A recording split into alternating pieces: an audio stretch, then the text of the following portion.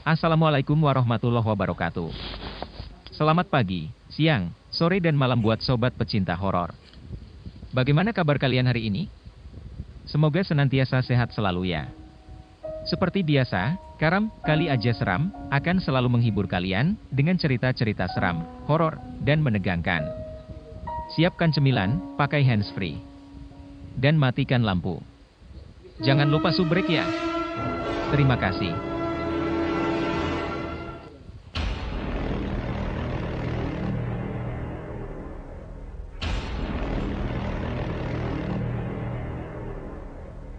Melodi kematian. Sore itu, ketika hujan lebat tengah mengguyur sebagian besar kota Kalingga, terlihat sebuah mobil mewah berwarna hitam memasuki areal rumah sakit Bintang. Tampaknya mobil tersebut tengah membawa penumpang yang sedari tadi berkutat dengan rasa khawatir dan panik. Para suster telah menunggu, standby dengan sebuah kursi roda yang nampaknya sudah disiapkan untuk diduduki oleh seorang pasien. Dan benar saja, mobil tersebut memuntahkan seorang laki-laki dan wanita muda yang tengah mengalami pendarahan pada kandungannya. Wanita tersebut langsung dirujuk ke ruang bersalin, sementara sang pria yang tak lain adalah suaminya hanya diperbolehkan mengantar sampai di koridor depan tempat bersalin istrinya. Setelah sekian jam terbunuh, akhirnya penantian berbuah hasil.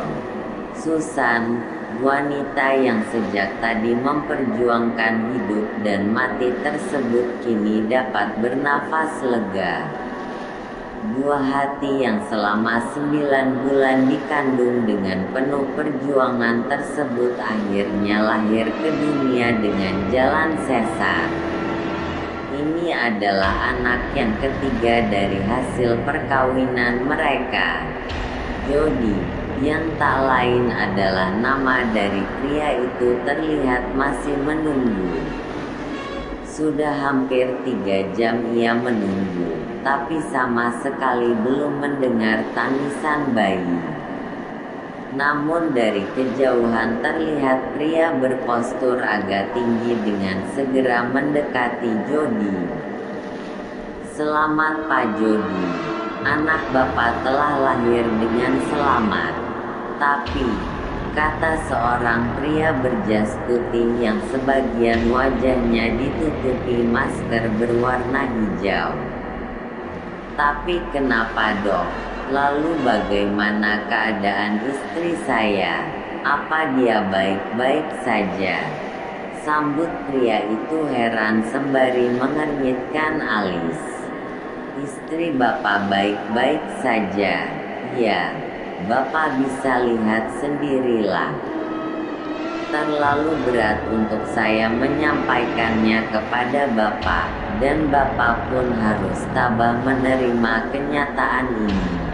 Sambung sang dokter tersenyum tipis di balik balutan masker, sebelum akhirnya berlalu meninggalkan Jody yang tertegun dengan tanda tanya besarnya. Terlihat Susan terdiam di atas ranjang putih dengan pandangan kosong dan mata sayu. Apa yang terjadi pada bayi kita? Tanya Jody khawatir. Susan tetap diam 1000 bahasa. Pandangannya hanya tertuju pada sebuah box bayi yang ternyata di dalamnya terdapat sang buah hati. Ayo jawab Susan. Kenapa diam saja? Jody semakin geram sambil menggoyangkan kedua lengan istrinya. Anak kita Mas. Dari awal ia diangkat dari rahim ini. Aku belum mendengar sedikit pun ia menangis, jawab Susan, masih memandangi box dengan tatapan kosong. Kau serius?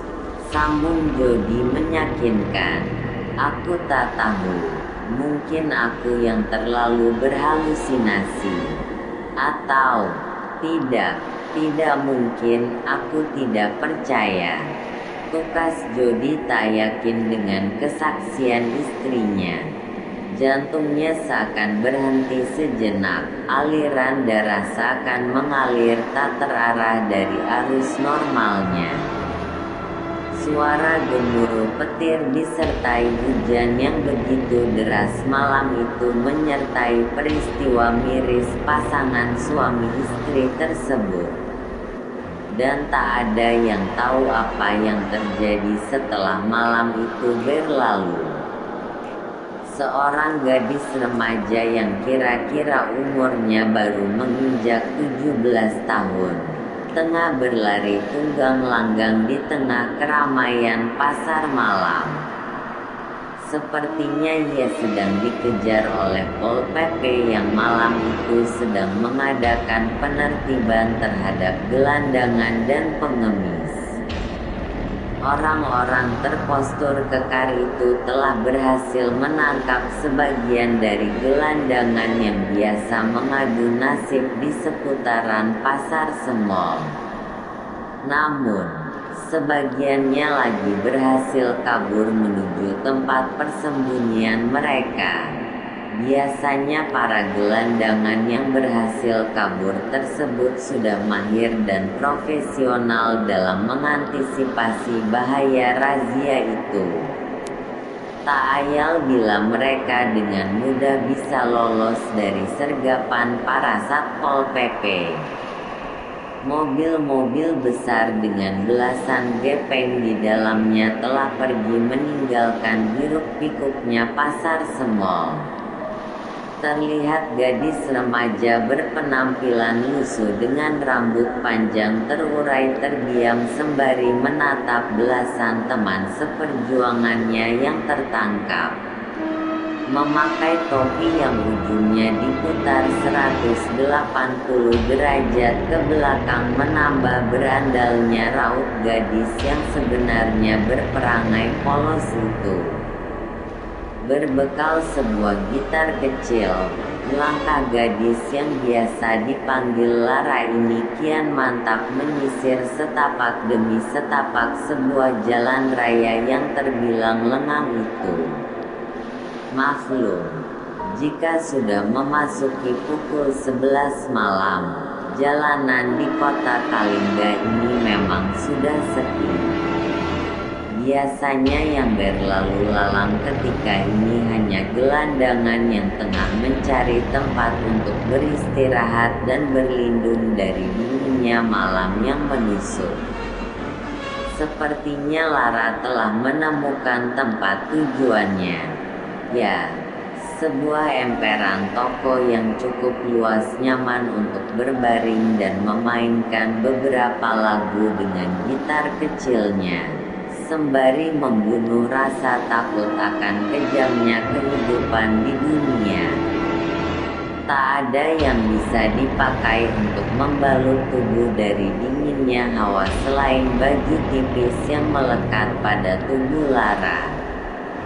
Dengan rasa iba pada diri, gadis itu pun mulai memetik senar-senar tipis bernada ritmis itu.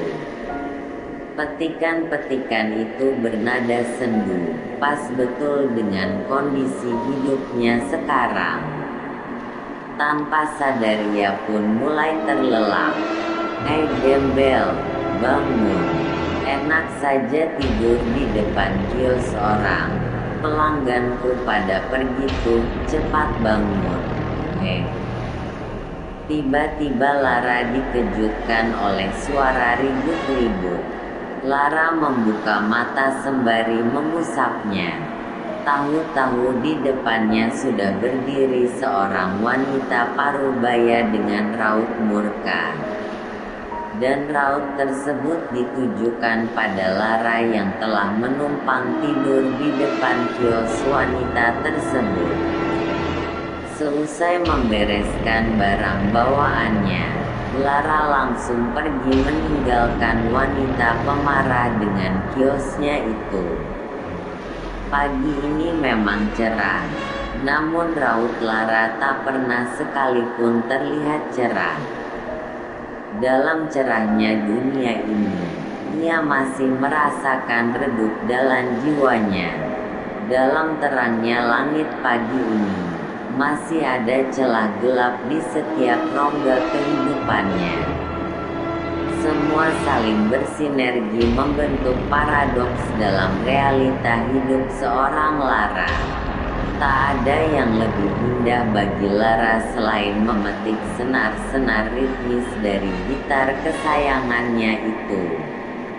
Nada-nada indah selalu tercipta dengan alunan harmoni yang spektakuler. Ia tak pernah memberi nama setiap melodi yang ia ciptakan. Ia hanya ingin melodi-melodi itu bebas tanpa terikat oleh apapun dari dalam dirinya. Wah, merdu sekali petikan-petikan gitar Munaf. Tiba-tiba dari arah belakang terdengar suara seorang pria yang tak pernah ia kenal sebelumnya. Bila dilihat dari penampilannya yang menggunakan setelan jas hitam dan sepatu yang mengkilap, sepertinya ia orang yang terpandang dan tentunya kaya. Lara melongo menatap pria tersebut, tanpa sepatah kata pun untuk membalas pujian sang pria.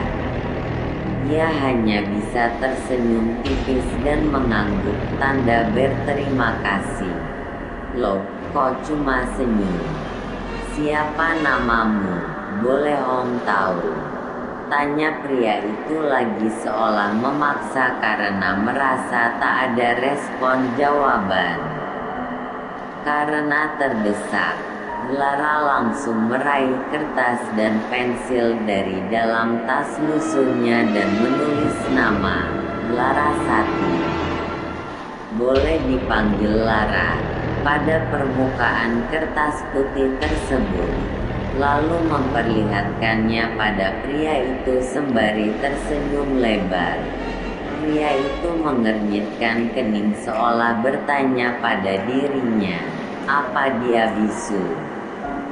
Lara menurunkan senyum lebarnya ke bentuk awal. Ia kebingungan melihat tampang sang pria. Dan pemandangan itu berlangsung sekitar beberapa detik sebelum akhirnya seorang pria lain berpakaian dinas mendatangi pria bersetelan jas hitam tersebut.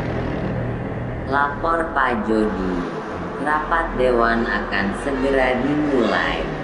Mohon Bapak berkenan masuk ke dalam mobil untuk menuju gedung DPRD. Pria berseragam dinas itu, yang ternyata asisten dari Jody Darmawan, seorang pengusaha kaya dan sekaligus sebagai ketua DPRD Kabupaten Kalingga. Oh, baik. Sekarang saya menuju ke sana. Tapi beri saya waktu 3 menit lagi. Baik Pak. Sebelum pergi Jody menyempatkan diri untuk pamit pada Lara. Entah kenapa Jody merasakan getaran yang tak asing dari diri gadis itu. Seperti ada ikatan batin di antara mereka berdua. Lara pun merasakan hal itu. Tapi ia tak punya keluarga, bagaimana mungkin Lara bisa percaya tentang ikatan batin di antara Jody dan dirinya? Boleh lain kali Om menjumpai kamu di tempat ini lagi Lara? Tanya Jody ramah. Lara hanya mengangguk tanda setuju. Karena tak ada yang bisa ia ucapkan selain memperlihatkan bahasa tubuh. Seiring dengan itu, Jody tengah bersiap-siap untuk berangkat dengan asistennya. Ia masih sempat melambaikan tangan pada Lara.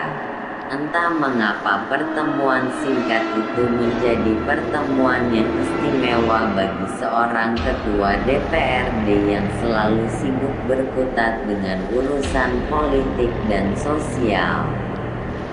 Sampai jumpa Lara. Lara turut membalas dengan lambaian tangan. Berawal dari sebuah petikan gitar, Jody dan Lara menjadi sering bertemu semenjak kejadian itu. Mereka terlihat akrab layaknya ayah dan anak. Lara juga dibelikan baju baru, sepatu baru, tas baru, dan gitar baru yang membuat Lara makin berbunga-bunga. Selepas bekerja, Jody selalu menyempatkan diri untuk bertemu Lara. Taman Kota Kalingga adalah saksi bisu bertemunya dua insan yang saling berparadoks dalam kehidupan mereka masing-masing. Benar-benar mukjizat Tuhan yang Maha Sempurna. Mereka sering jalan-jalan bersama, bercerita bersama dan menyanyi bersama dengan iringan gitar Lara. Hingga tak disadari karisma seorang pemimpin sudah tak nampak lagi pada perangai Jody, yang ada hanya karisma seorang ayah. Asteris asteris asteris asteris asteris asteris. Aku sudah membuang bayi itu. Apa kau sudah gila, Susan? Itu darah daging kita. Tega nian kau seorang ibu berbuat seperti itu. Di mana kau buang anakku? Jawab. Jody tak percaya istrinya akan berbuat sekeji itu. Namun terlambat, bayi itu telah dibuang ketika Jody tengah bertugas di luar Pulau Bali, di TPA. Dan mungkin sekarang dia sudah mati dimakan anjing. Sudahlah, anggap saja aku tidak melahirkan lagi setelah Victor dan Ria, anak pertama dan kedua Susan. Kau itu benar-benar aak. Hampir saja tangan Jody melayang ke pipi kanan Susan, namun tertahan dan dihempaskan ke arah lain. Jody tak ingin membuat perkara lebih panjang dengan istrinya yang sudah berjasa membesarkan kedua anaknya hingga mereka berhasil seperti sekarang. Namun, di sisi lain Jody tidak mungkin melaporkan istrinya ke polisi atas tindakan kriminal pembuangan bayi. Di balik jabatan tingginya, ia sekeluarga dan rumah sakit yang dulu menjadi saksi bisu kelahiran bayi malang itu menutup rapat-rapat rahasia ini. Dengan uang kerjasama pun berjalan dengan lancar dengan pihak rumah sakit. Asteris asteris asteris asteris asteris. Lara kebingungan melihat Jody yang tengah hanyut dalam lamunannya. Ia mencoba untuk menyadarkannya dengan menyenggol lengan pria itu. Lara, maaf. Oh, Jody tak sadar bahwa barusan flashback dari masa lalunya terputar kembali. Ia teringat dengan putrinya yang dibuang. Kembali ia menatap Lara yang sedari tadi memperhatikannya. Apa mungkin kau putriku yang hilang itu? Katakan padaku Lara sayang, ucap Jody dalam hati. Jika Om boleh tahu, siapa orang tuamu? Dan kau tinggal di mana, nak? Lara terdiam, mulai meraih kertas dan pensil kesayangannya, lalu menulis. Saya tidak punya orang tua. Saya tidak punya rumah. Saya hanya punya gitar. Saya lahir dari sampah. Mungkin orang tua saya adalah sampah. Kata-kata yang polos atau mungkin tidak polos sama sekali bagi Jody, membuat ia tercengang akan kesaksian Lara. Bagaimana mungkin ia bisa berkata seperti itu? Namun di benak Lara, itu hanya kata-kata biasa yang tak ia tahu persis maknanya. Maklum, Lara belum sempat mengenyam bangku sekolah selama hidupnya. Tapi Lara punya semangat yang tinggi untuk belajar. Buktinya ia bisa menulis meskipun ada banyak makna yang ia tak mengerti. Bahkan ia tak pernah tahu apa itu orang tua. Yang ia tahu hanya sampah. Dan mungkin Lara juga tidak tahu apa itu sampah. Tak ada bedanya. Jody masih terjebak dalam keterkejutannya. Ia mulai memutar balik otak dan ingatannya. Mulai membuka kembali lembaran-lembaran album suram yang telah terkubur rapi oleh kebusukan. Tak lama kemudian ia tersadar. Sadar akan gadis yang ada di depannya itu adalah benar anak kandungnya yang telah lama hilang 17 tahun yang lalu. Lara, mau ya jadi anaknya Om? Lara hening sejenak, mencoba menyadarkan diri, ia tak bermimpi. Lara meyakinkan sekali lagi dengan bahasa tubuhnya. Benar Lara, Om serius. Dan sekarang juga kamu akan Om ajak ke rumah Om. Gimana? Mau ya? Seperti mendapat 2 joker dan 4 as sekaligus. Ini keberuntungan yang sulit dipercaya oleh Lara. Lara mengangguk tanda setuju. Sungguh ajaib. Dalam hitungan beberapa detik hidup Lara berubah 360 derajat. Dari meminta sedekah, kini mampu memberi sedekah.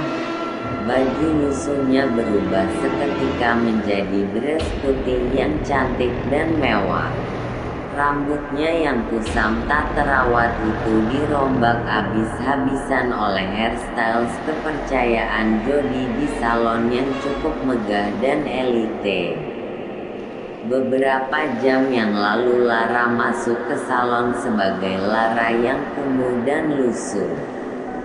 Namun 2 jam ke depan, keluarlah seorang putri cantik dengan rambut yang telah dismoothing dan wajah yang berbinar-binar.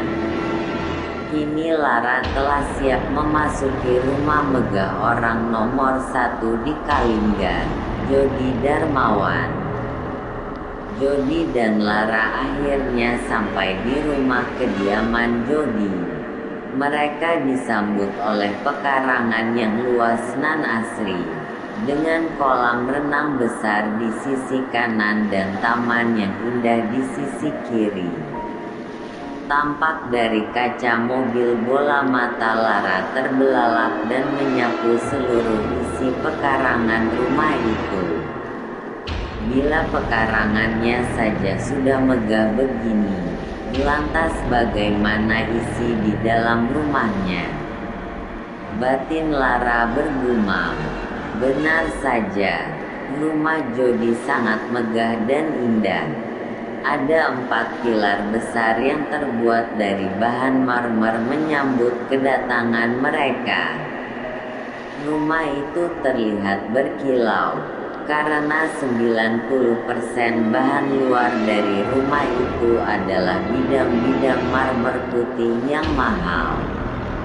Rumah itu tampak elegan berdiri kokoh di depan Lara.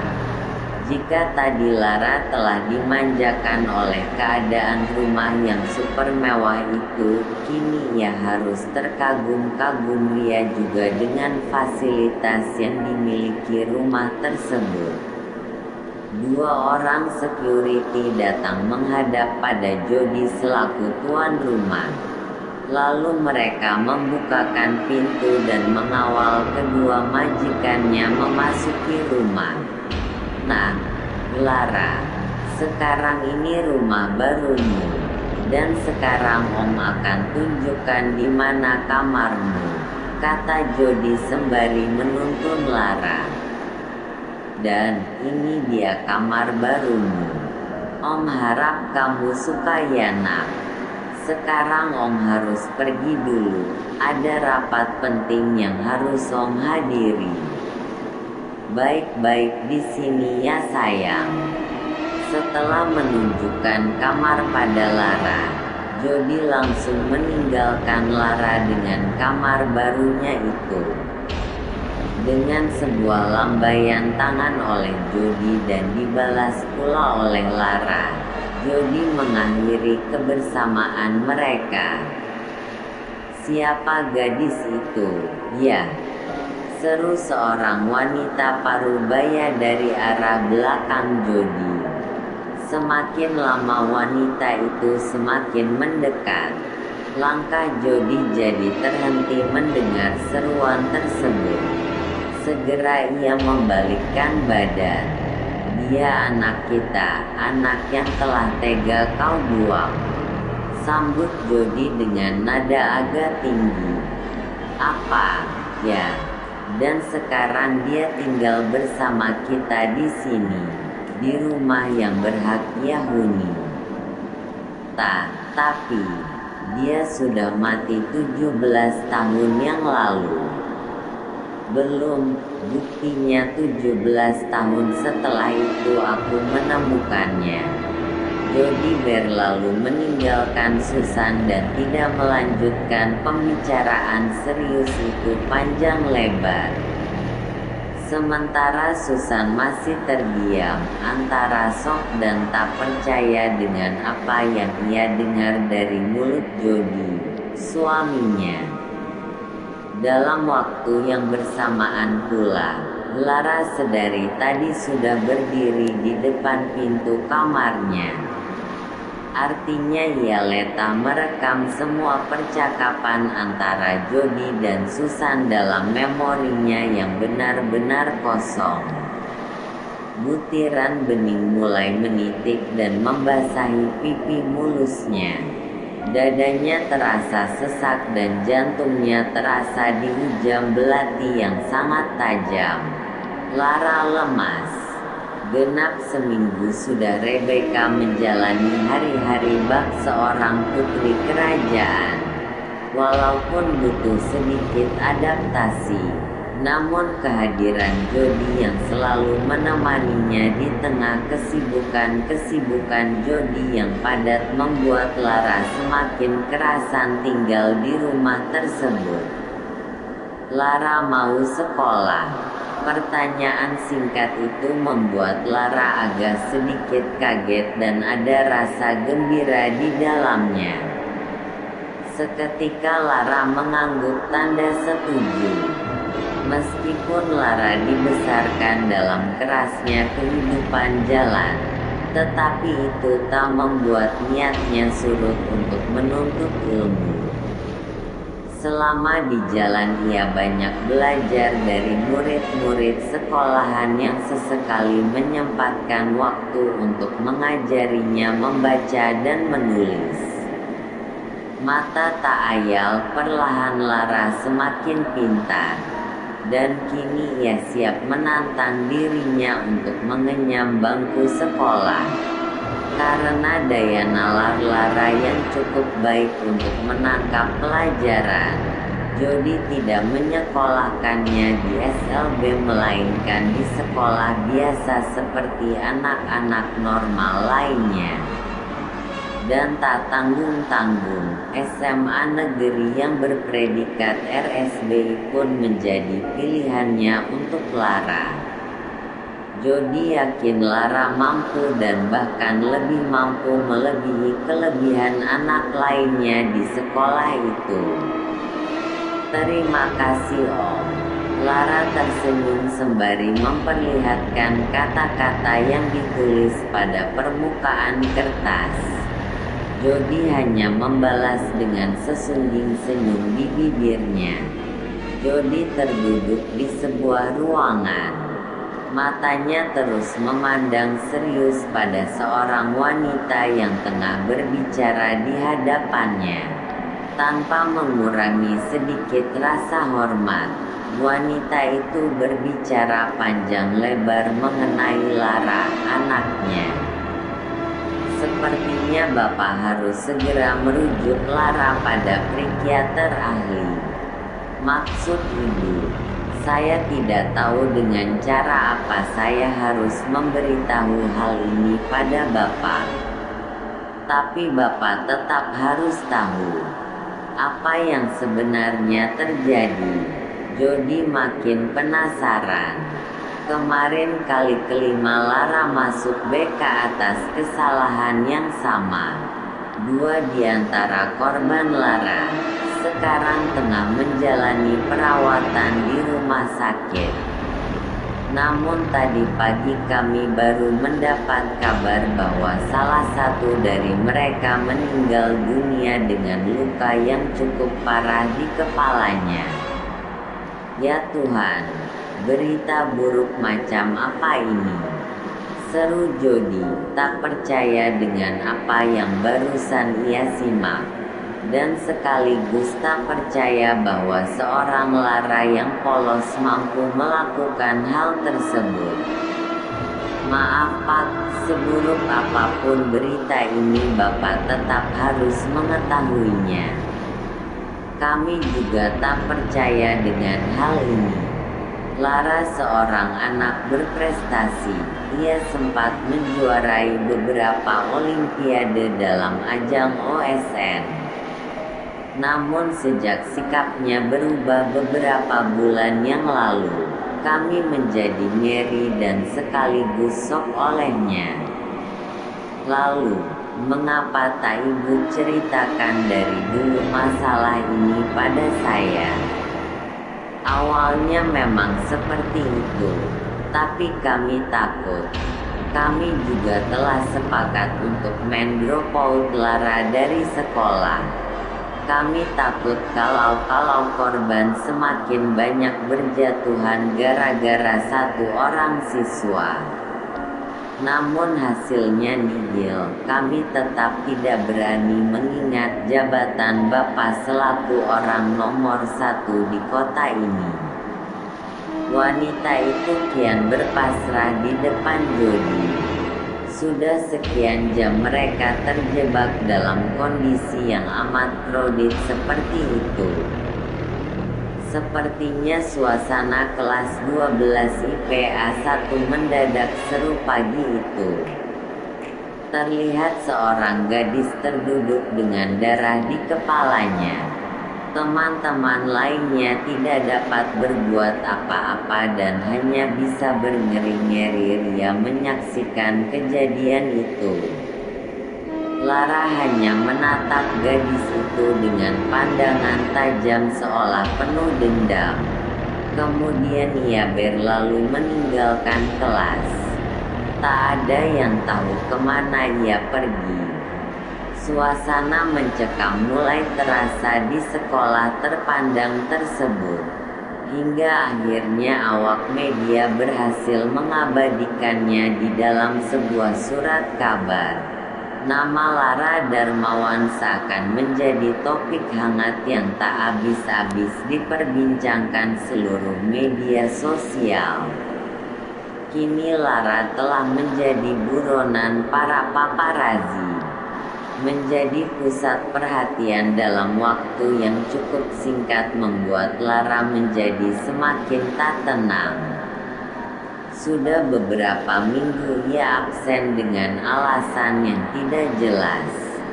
Tentu hal ini sekaligus menjadi ketenangan tersendiri bagi pihak sekolah yang sudah resah dengan ulah sadis Lara. Di sebuah rumah sakit besar di daerah Kalijati. Apa sebenarnya yang terjadi pada anak saya, Dok? Suara barito Jody memecah keheningan ruangan yang hampir seluruhnya bernuansa putih tersebut.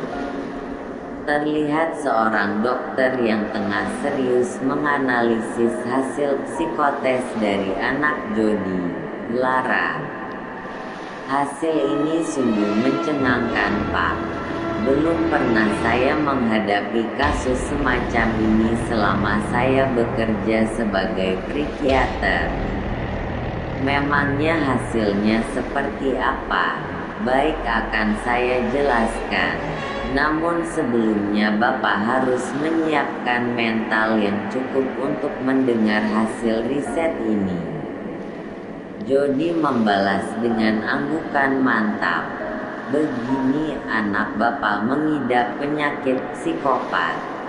Psikopat itu sendiri berasal dari kata psiche yang berarti jiwa dan pathos yang berarti penyakit.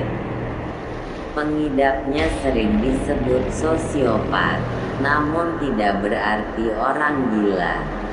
Gejalanya sendiri sering disebut dengan psikopati. Pengidapnya seringkali disebut orang gila tanpa gangguan mental.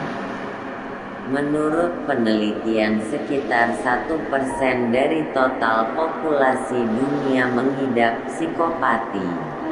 Pengidap ini sulit dideteksi karena sebanyak 80% lebih banyak yang berkeliaran daripada yang mendekam di penjara atau di rumah sakit jiwa. Pengidapnya juga sukar disembuhkan.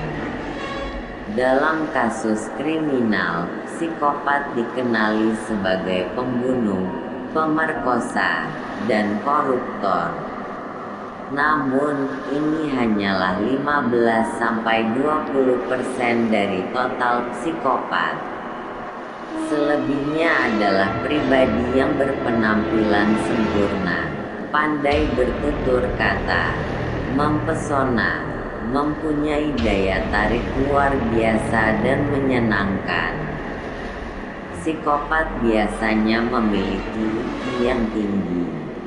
Psikiater itu memaparkan dengan jelas penyakit yang diidap oleh Lara.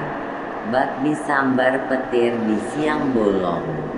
Jody sok bukan kepalang.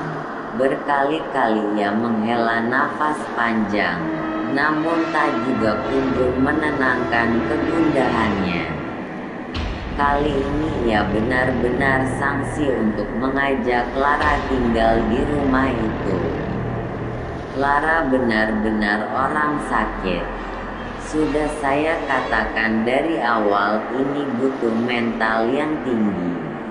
Seseorang biasanya sulit mencerna kenyataan yang amat pahit. Yang sabar ya Pak Jody. Lalu apa yang harus saya lakukan sekarang terhadap Lara, Dok? Mengingat ini sangat berbahaya bagi keselamatan Bapak sekeluarga, saya sarankan Bapak membawanya ke tempat rehabilitasi mental. Bukan rumah sakit jiwa ya Pak, tapi rehabilitasi mental. Oh ya, di mana anak Bapak sekarang? Saya harap ia tidak berada dekat dengan orang-orang yang dibencinya. Di rumah, Dok. Suasana hening sejenak, dan tiba-tiba, astaga, di rumah saya bilang, Dok, maaf, saya harus segera pulang, kata Jody. Sebelum akhirnya ia melesat secepat kilat menuju rumah. Sementara sang dokter tampak bingung melihat reaksi Jody.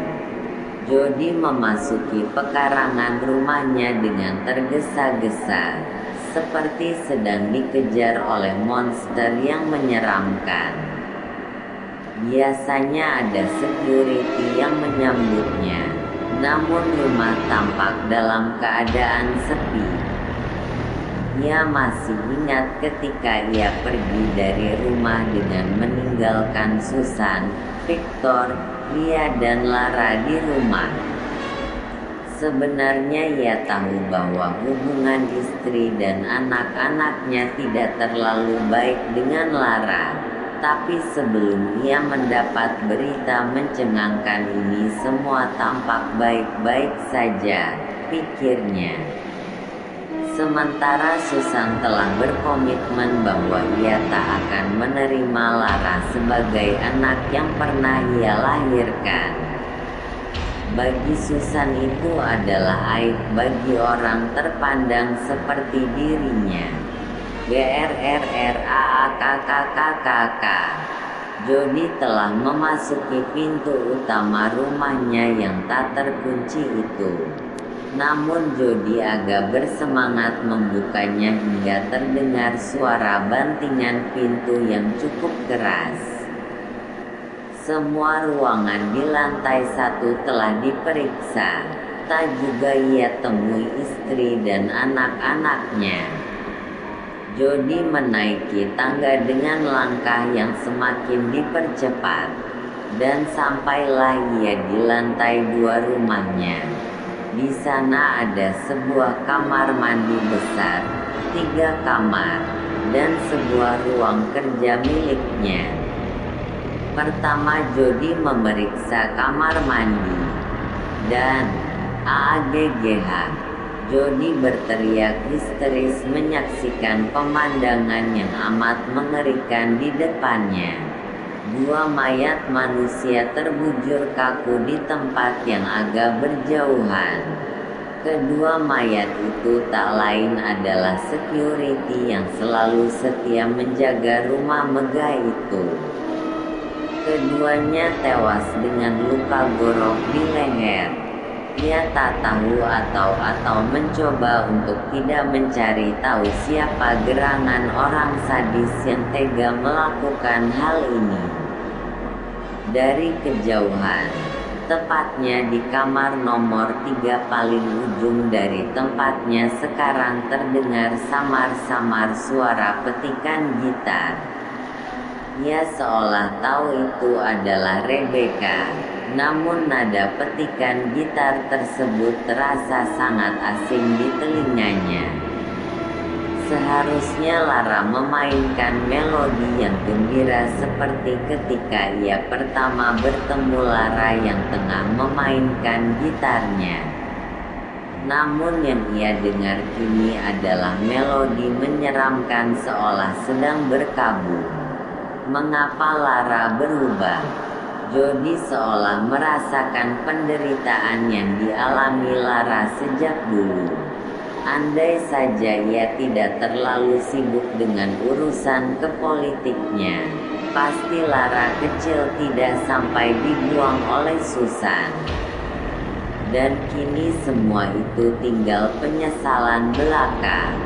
Dengan langkah gontai Jody langsung menuju kamar ketiga yang merupakan sumber dari bunyi petikan gitar Lara atau bukan Lara yang sebenarnya. Jody membuka pintu. Jiwa Jody seakan lepas dari badan kasarnya. Berkali-kali ia menepuk pipinya ke kanan dan ke kiri. Ini kenyataan.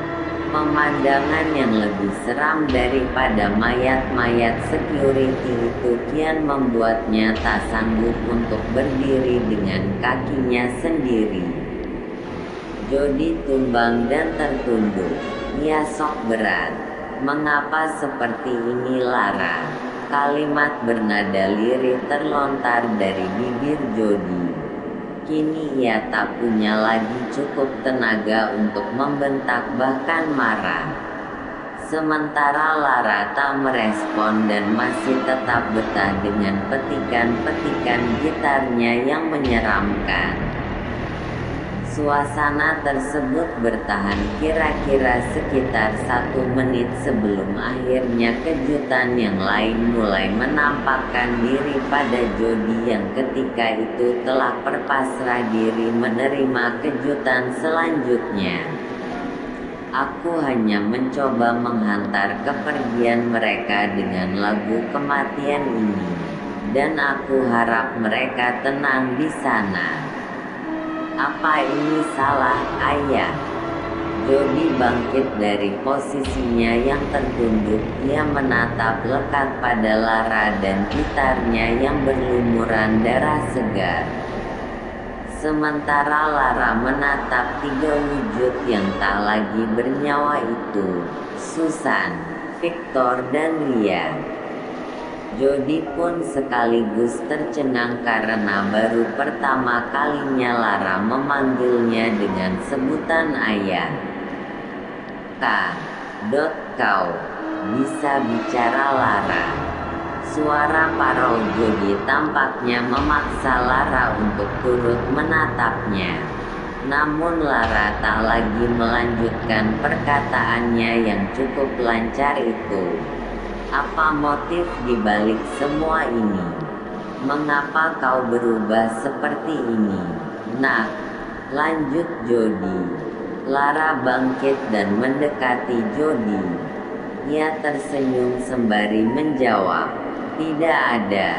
Aku hanya ingin mereka bahagia dan tidak terlalu lama menderita di dunia ini dengan rasa dengki dalam diri mereka." Tapi ini terlalu sadis. Sadis, ayah bilang.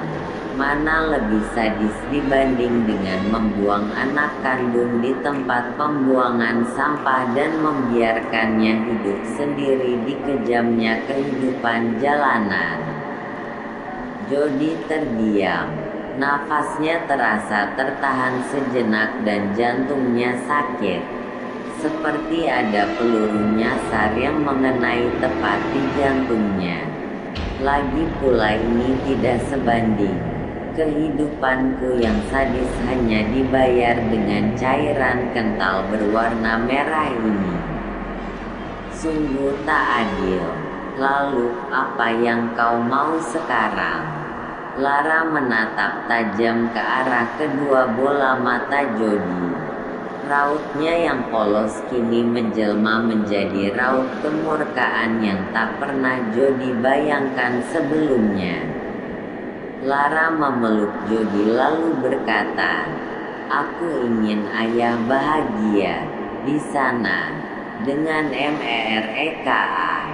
Hening.